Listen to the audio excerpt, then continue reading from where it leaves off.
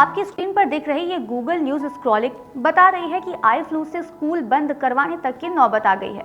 NCR से लेकर भारत के लगभग आधे से ज्यादा राज्यों में ये समस्या देखी जा रही है। वैसे तो मॉनसून के दौरान कंजक्टिवाइटिस होना एक आम समस्या है। हालांकि कई लोग इसे मौसमी बीमारी समझकर खुद ही इलाज शुरू कर देते हैं, जो कि सही तरीका नहीं है। दरअसल कंजक्टिवाइटिस कई अलग अलग वजहों से हो सकती है, जिसके चलते उसका इलाज भी उन्हीं वजहों के हिसाब से होना चाहिए। आई फ्लू एक तरह का इन्फेक्शन या एलर्जी होता है। आमतौर पर इसे आंख आना कहते हैं। दरअसल बरसात के मौसम में नमी काफी बढ़ जाती है, जिसके चलते वायरस या बैक्टीरिया को फैलने का मौका मिलने लगता है। साथ ही नमी के चलते इन्फेक्शन लंबे टाइम तक हमारे साथ रह सकता है, जिसके चलते आई फ्लू होना आम बात मानी जाती है। अक्सर हमने लोगों को ये कहते हुए सुना होगा कि ये जिस व्यक्ति को होता है उसकी आंखों में देखने वाले को भी ये हो जाता है। हालांकि ये सच नहीं है। दरअसल ये फ्लू डायरेक्ट कांटेक्ट में आने के बाद ही फैलता है। यानी अगर आप किसी कंजक्टिवाइटिस से पीड़ित व्यक्ति का सामान यूज करते हैं या उससे हाथ मिलाते हैं और बिना हाथ धोए खुद की आंखों को छू लेते हैं, तो ये इन्फेक्शन आपको भी हो सकता है।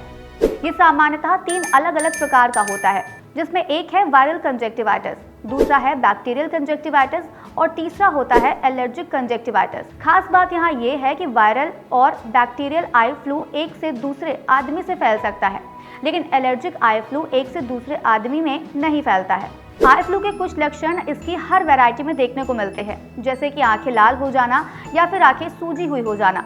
खुजली के साथ ही जलन होगी और लाइट में देखना मुश्किल होगा। आंखें चिपचिपी हो जाएंगी, जिसके चलते आंखों से साफ दिखना बंद हो जाएगा। हालांकि बैक्टीरियल और वायरल आई फ्लू में आंखों से होने वाला डिस्चार्ज एक दूसरे से थोड़ा अलग होता है। जैसे वायरल में आंखों से वाटरी और क्लियर डिस्चार्ज होता है, जबकि बैक्टीरियल आई फ्लू में होने वाला डिस्चार्ज पीला या हरा और गाढ़ा होता है। वायरल कंजक्टिवाइटिस आमतौर पर एडेनोवायरस वायरस से होता है।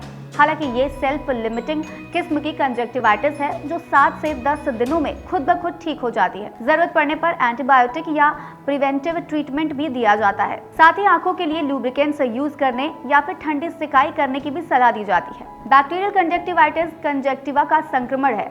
यह आमतौर पर स्टैफिलोकोकस ऑरियस, स्ट्रेप्टोकोकस, न्यूमोनिया या हीमोफिलस इन्फ्लुएंजा जैसे बैक्टीरिया के कारण होता है। बैक्टीरियल कंजक्टिवाइटिस में आंख में डालने के लिए एंटीबायोटिक के ड्रॉप्स दिए जाते हैं। इसके साथ ही लुब्रिकेंट्स भी प्रिस्क्राइब किए जाते हैं। यही नहीं, जरूरत पड़ने पर ओरल एंटीबायोटिक भी दिया जा सकता है।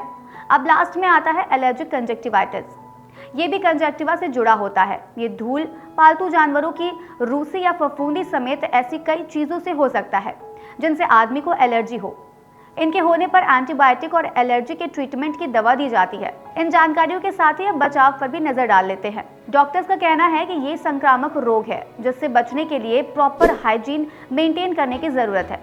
साथ ही दूसरे लोगों के साथ कॉन्टैक्ट लेंस, रुमाल, तौलिए शेयर करने से बचें। कंजक्टिवाइटिस पीड़ित मरीजों से दूरी बनाकर रखें और मदद करने पर हाथ तुरंत धोएं। स्विमिंग, धूल, केमिकल, तेज धूप और भीड़ भाड़ वाली जगह पर जाने से बचें और अगर जाना पड़े तो आंखों पर काला चश्मा लगाएं। इसके साथ ही कंजक्टिवाइटिस दिखने पर डॉक्टर को जरूर दिखाएं।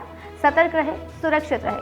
आज इस वीडियो में इतना ही। हम फिर मिलेंगे कुछ नई जानकारी के साथ। तब तक के लिए मुझे दीजिए इजाजत। नमस्कार।